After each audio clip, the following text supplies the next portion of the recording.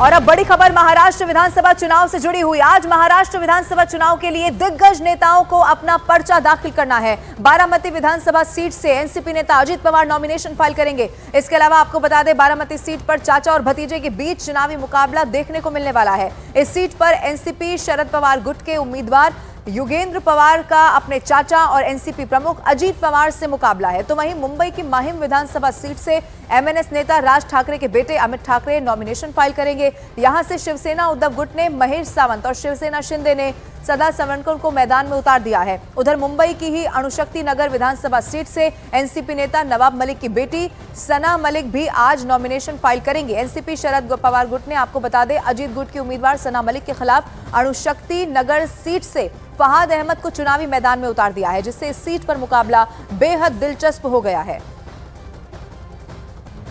अब अलग अलग 3 तस्वीरें आपकी टीवी स्क्रीन पर आपको दिखाने जा रहे हैं। आज दिग्गज नेताओं का महाराष्ट्र विधानसभा चुनाव के लिहाज से नॉमिनेशन फाइल होना है। पहली तस्वीर में आप देखेंगे अमित ठाकरे, जो कि माहिम से आज चुनावी पर्चा दाखिल करने वाले हैं, नॉमिनेशन फाइल करने वाले हैं। अजीत पवार और इसके अलावा सना खान पर भी सबकी नजरें हैं। बारामती से एक तरफ अजीत पवार नॉमिनेशन फाइल करेंगे, तो दूसरी तरफ नवाब मलिक की बेटी है सना मलिक, जिन्हें अणुशक्ति नगर से चुनावी मैदान में उतारा गया है।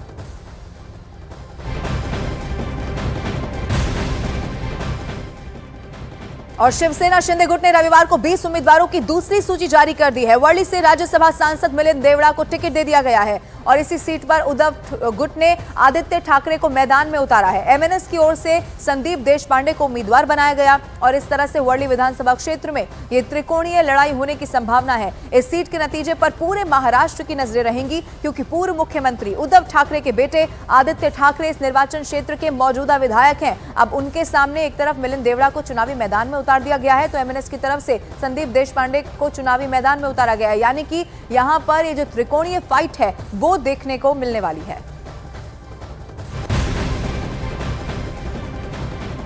और एक और बड़ी खबर है, लोकसभा चुनाव से पहले कांग्रेस छोड़ने वाले पूर्व सांसद संजय निरुपम को शिवसेना शिंदे गुट ने दिंडोशी सीट से टिकट दे दिया है। उनके खिलाफ शिवसेना उद्धव गुट के सुनील प्रभु होंगे। ये बड़ी खबर है। लोकसभा चुनाव से पहले आपको याद होगा कांग्रेस छोड़ दी थी पूर्व सांसद संजय निरुपम को। अब शिवसेना शिंदे गुट ने बड़ा मौका दे दिया है, टिकट उन्हें मिल गया है। दिंडोशी सीट से उनके खिलाफ शिवसेना उद्धव गुट ने सुनील प्रभु को पहले ही चुनावी मैदान में उतार दिया था। यहां पर भी जो फाइट है वो बड़ी दिलचस्प होने जा रही है।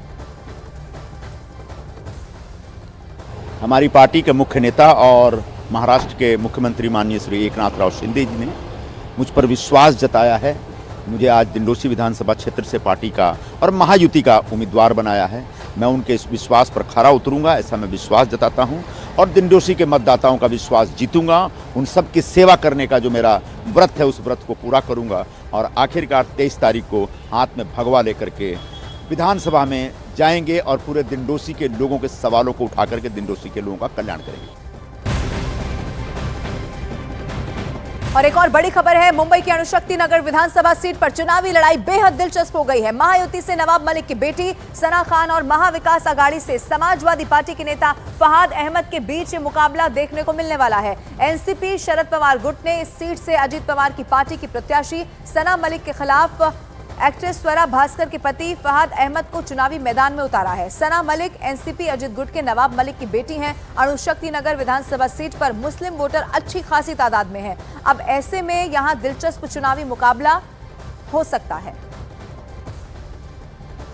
पहले नहीं थे, वो समाजवादी पार्टी में थे, लेकिन समाजवादी पार्टी और हमने बातचीत करके उनको हमारे पार्टी में प्रवेश करके हमने उनको वहाँ पे अणुशक्ति नगर में चुनाव लड़ने के लिए उम्मीदवार किया। एनसीपी शरद पवार साहब ने, सुप्रिया ताई सोले जी ने, जयंत पाटिल साहब ने, जितेंद्र आवाड साहब ने, रोहित पवार साहब ने जो मेरे पर भरोसा किया है, ये इस बात को दर्शाता है कि इस महाराष्ट्र के चुनाव में ना तो पार्टी महत्व रखती है, ना ही व्यक्ति महत्व रखता है, ना ही सिंबल महत्व रखता है। महत्व सिर्फ एक ही बात का है कि जिन्होंने महाराष्ट्र को लूटा है, जिन्होंने महाराष्ट्र के अंदर महाराष्ट्र की अस्मिता के साथ खिलवाड़ किया है, उसके खिलाफ हम तमाम दल जो है एकजुट हैं। इंडिया अलायंस जब इकट्ठा हुआ था, 400 पार वालों को हमने 240 पे घुटने टेकने में मजबूर कर दिया था।